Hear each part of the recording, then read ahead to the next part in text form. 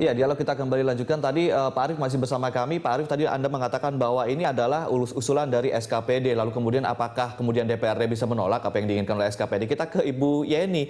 Bu Yeni, ini kalau misalnya yang di alur begitu politik budget yang kemudian diungkapkan oleh dari pihak DPRD sendiri memang sepertinya memang mengamini, berarti kalau misalnya memang bisa dibicarakan, anggaran bisa disesuaikan begitu.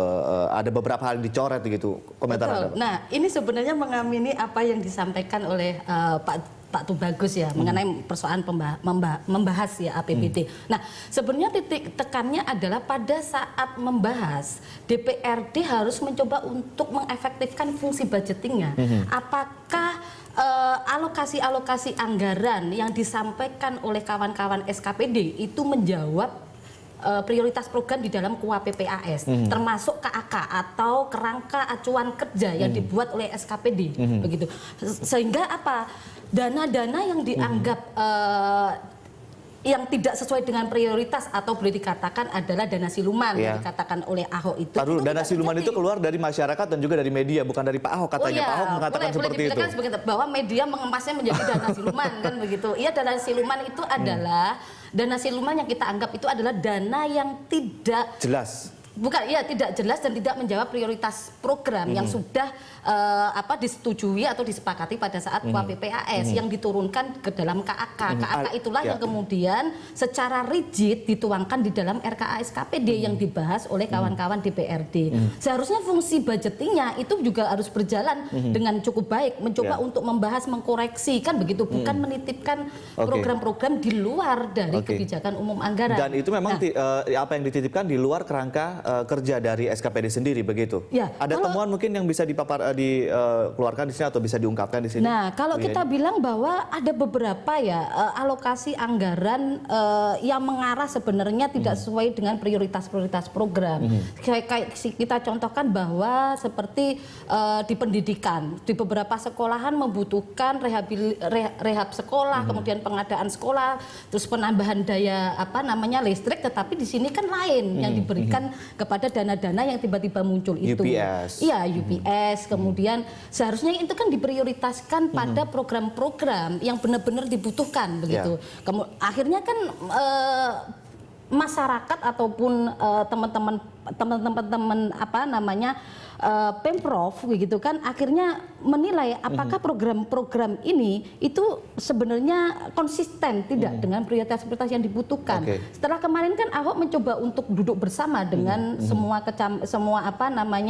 staf-stafnya sampai ke level kelurahan maupun kecamatan untuk ngecek sebenarnya ini bukan yang kita butuhkan. Tapi kalau di mediasi kemarin salahnya DPRD apa? Salahnya Ahok itu apa? Kira-kira di program di mediasi kemarin. Betul.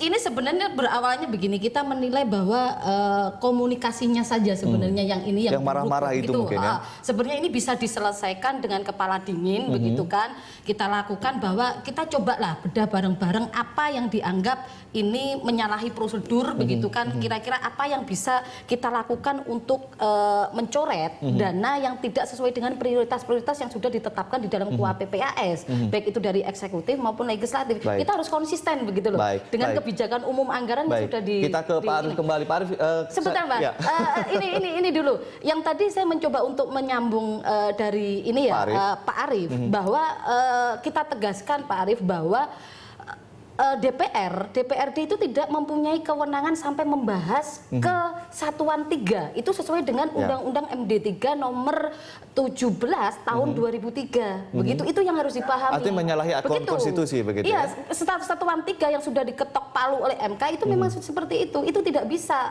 membahas sampai ke Satuan 3. Makanya kenapa teman-teman Pemprov menemukan ini.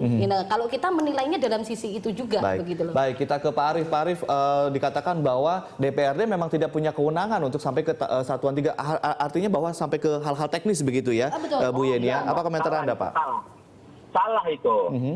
Penafsiran yang salah. Bahkan kemarin yang menafsirkan undang-undang itu kemarin adalah Sekjen Mendagri. Yang dikatakan bahwa DPR yang berhak yang membahas rincian dari anggaran itu sebatas level DPR pusat RI. tentang ABN. Tapi kalau DPRD, karena dia ada pemerintah daerah, dia harus rigid. Itu kata Sekjen Mendagri kemarin dalam mediasi. Oke. Karena pada waktu itu kemarin itu Pak Saifullah Sekda menanyakan hal yang sama. Apakah DPRD berhak untuk membahas rincian itu? Bukankah dalam Undang-Undang MD3 itu sudah selesai, kata Sekjen Mendagri? Salah Anda menafsirkan itu. Nah, berarti apa yang kita lakukan sesuai dengan undang-undang yang berlaku. Seperti itu. Baik. Jadi kenapa kita minta rigid itu semuanya? Ya, itu Mbak Yeni.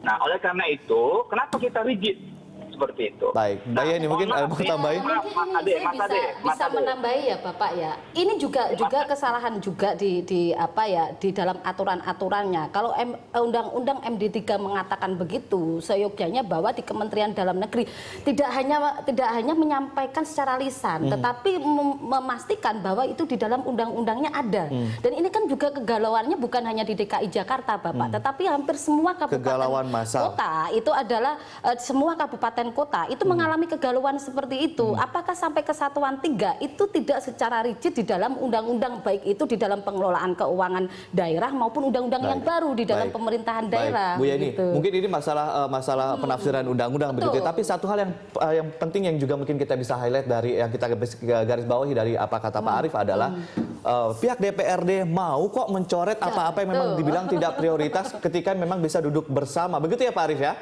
Betul. Sesuai Ini kan dengan kadang-kadang budgeting Mas Ade. Iya. Mas Ade. Halo. Iya. Iya Pak Arief. Ade, ini kan karena temperamental Ahok itulah yang menjadi catatan kita. Nah, harusnya sebelum tanggal setelah tanggal 27 dan dia harus menyetorkan ke Mendagri itu kan ada kesepakatan, ada tanda tangan semua pihak.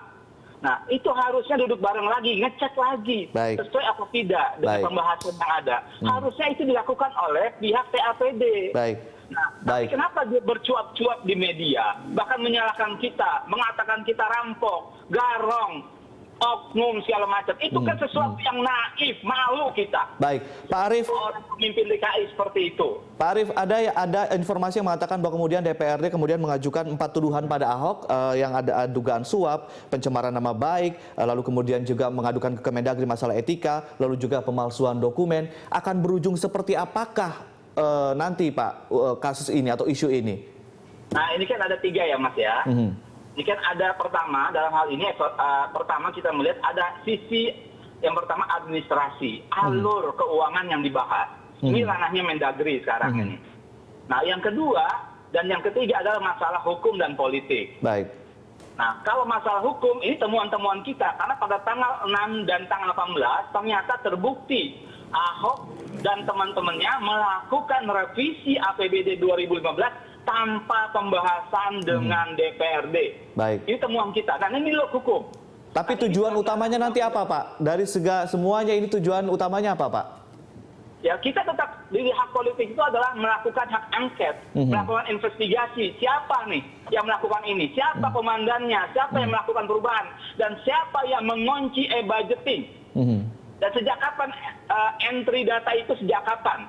Baik. Karena seperti itu. Tanggal 27 Januari 2015 adalah ketok palu. Nah, setelah itu baru kita bisa melakukan e-budgeting. Tapi sekarang kenapa e-budgeting sudah dikunci dan ketika itu juga dikatakan siluman? Baik. Jadi untuk mengetahui siapa biang kerok di balik ini semua, kita akan kembali Pak Arief dan juga Bu Yeni setelah jeda yang satu ini. Kita masih punya satu segmen dan pemirsa tetaplah bersama kami di Jurnal Pagi.